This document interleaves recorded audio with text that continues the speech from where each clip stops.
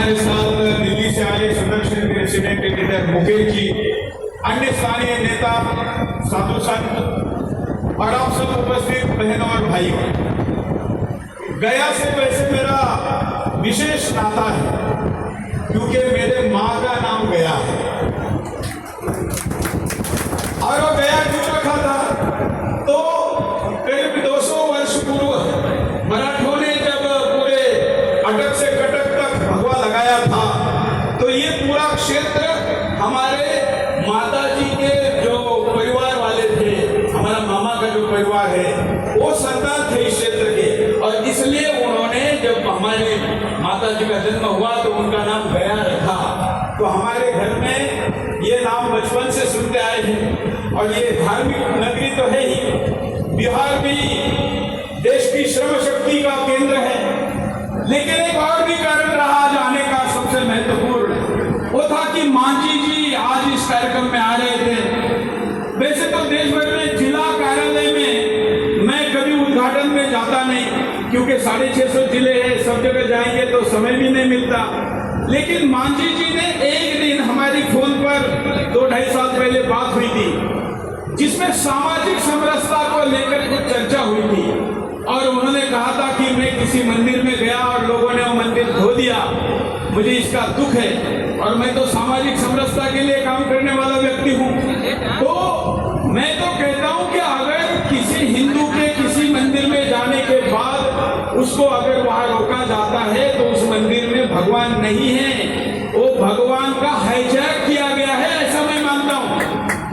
हम ऐसी जगह का विरोध करते हैं और मैंने इनको कहा था कि जिन्होंने किया वो गलत है, लेकिन अपराध उस व्यक्ति का है जिसने भगवान को बंधक बनाया, धर्म का नहीं है, हमारे संस्कृति का नहीं है, वो तो महान है। अब कुछ लोगों ने गलती की होगी तो उसकी सजा संपूर्ण समाज को नहीं देनी चाहिए। बातचीत रुकी, लेकिन मैंने उनको तब कहा था, आज भी पुनः कहा कि अगर हिंदुस्तान में कहीं पर ऐसा मंदिर है जहां केवल जाति के आधार पर किसी को मंदिर में प्रवेश नहीं दिया जाता तो मुझे बताइए, मैं उस मंदिर में उस लेकर जाऊंगा जिसको प्रवेश नहीं है।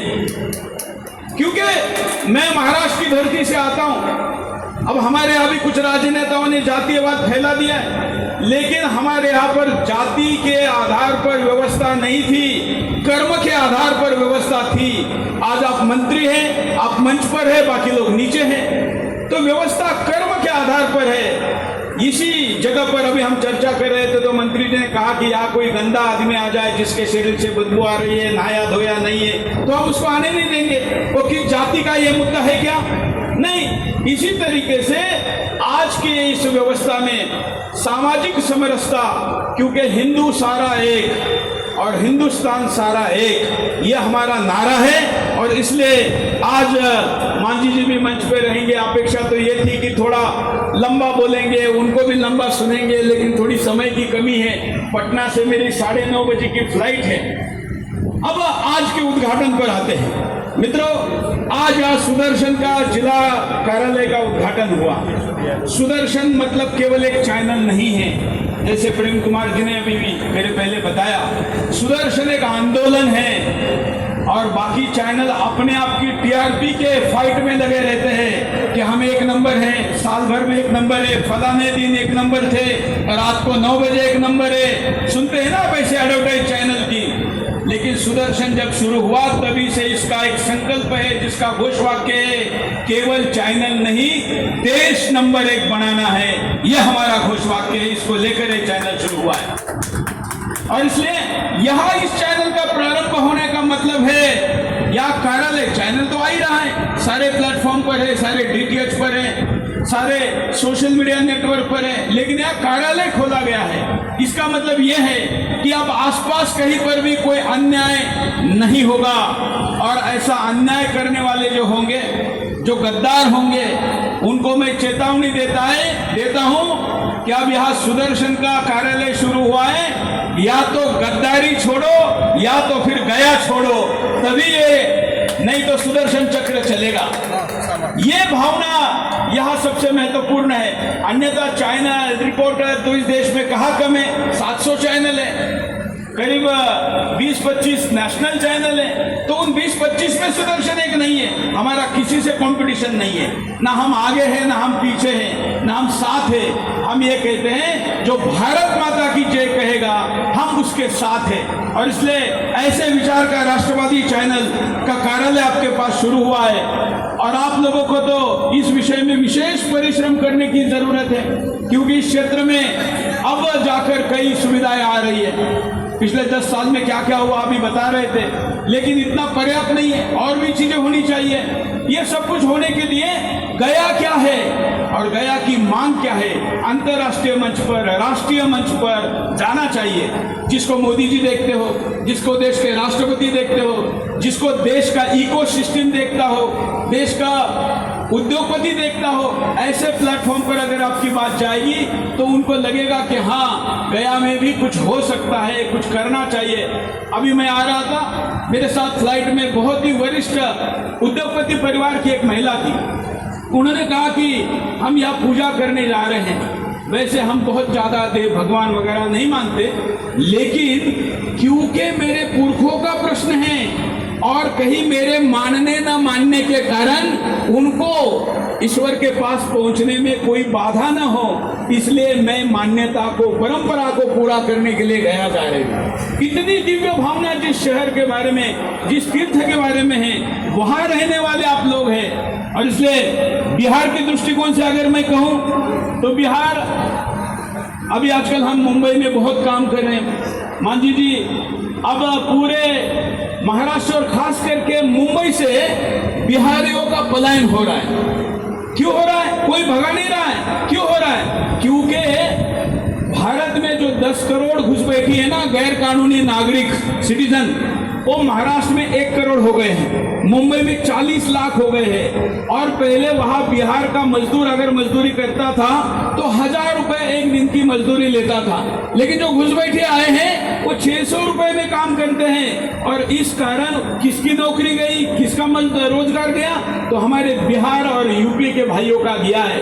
और हमने वहां से अभी उनको भगाने का अभियान चालू किया है। हमने मोदी जी को कहा है कि एनआरसी लाइए, और अगर जब तक सरकार एनआरसी नहीं लाती तब तक हम महाराष्ट्र में जनता एनआरसी लाएंगे और घर घर जाकर अभियान चलाएंगे और उनको घुसपैठियों को निकालेंगे।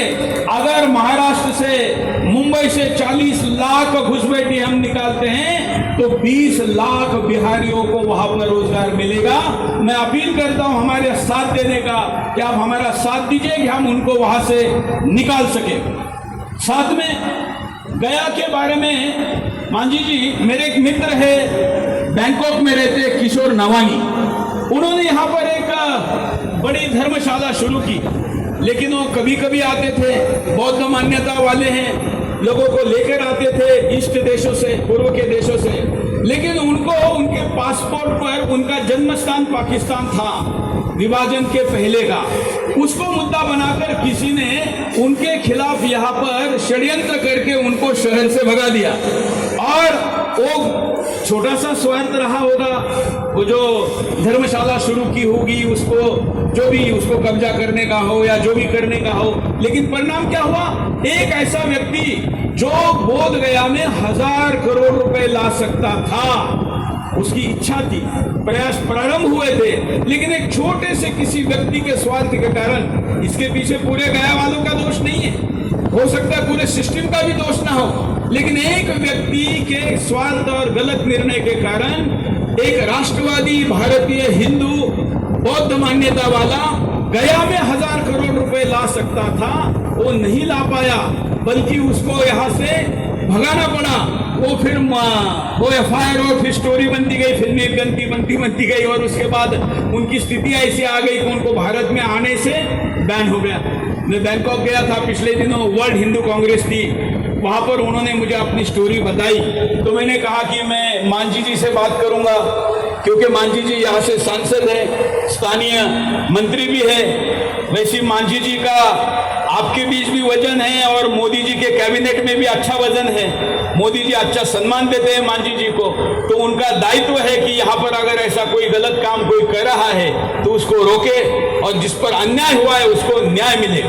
ये सब बातें करने के साथ साथ आपके यहाँ पर जो भी धर्मांतरण के षड्यंत्र हो रहे होंगे, लव जिहाद हो रहा होगा, लैंड जिहाद हो रहा होगा, ऐसे मुद्दों पर भी अब हमारी टीम यहाँ पर काम करेगी।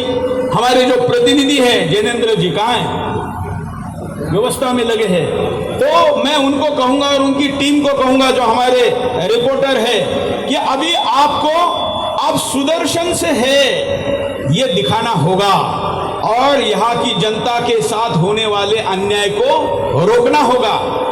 हम बाकी चैनल में क्या है आपको पता होगा कि बाकी पत्रकारिता के भाषा में कहते हैं कि अगर कुत्ता इंसान को काटे तो न्यूज नहीं है, इंसान कुत्ते को काटे तो न्यूज है।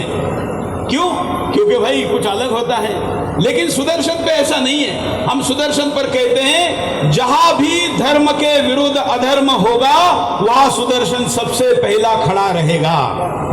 यह हमारा कमिटमेंट है और इसलिए चैनल का नाम यूं ही सुदर्शन, आपने जो वर्णन किया था बहुत अच्छा सुदर्शन चलन कर रहे थे आप, आपने वर्णन किया सुदर्शन। वो सुदर्शन तो ठीक है लेकिन ये वो दर्शन वाला सुदर्शन नहीं है, ये गद्दारों का गर्दन काटने वाला सुदर्शन है जो चैनल का नाम है। और इसलिए शस्त्र के साथ और वो भी धर्म के विवेक पर चलने वाला शस्त्र, उसके साथ चलने वाला ये चैनल है, उसके नाम पर चलने वाला ये चैनल है। तो हमारी टीम का दायित्व है कि बाकी पत्रकारों जैसा व्यवहार वो ना करे, उच्च आदर्शों का मापदंडों का यहाँ पर वो स्थापना करें। यहाँ के अन्य जो नागरिक है धर्म प्रेमी संस्कृति प्रेमी, उनका भी दायित्व है हमारे टीम को सहयोग करे और अगर वो कहीं गलत भी है तो फिर उनका कान भी पकड़े, क्योंकि ये चैनल केवल सुरेश चौहान के का चैनल नहीं है, ये 150 करोड़ हिंदुस्तानियों का चैनल है, ये मैं मानता हूँ। मैं इस टीम को बहुत शुभकामनाएं देता हूँ। वैसे बहुत संवाद का मन था। अभी देखिए मैं 12 बजे से घर से निकला हूँ, 2 बजे के फ्लाइट से आया, 4 बजे उतरा। आपके साथ अभी यहाँ से 6 बजे निकलूंगा और पटना से 9:30 बजे के फ्लाइट से घर जाऊंगा, रात को 12 बजे पहुंचूंगा। ये 12 घंटे मैं गया वालों को समर्पित करता हूं और आशा करता हूं कि हमारी टीम आपकी आशा अपेक्षाओं को पूरा करेगी। जय श्री राम। बहुत बहुत साधुवाद।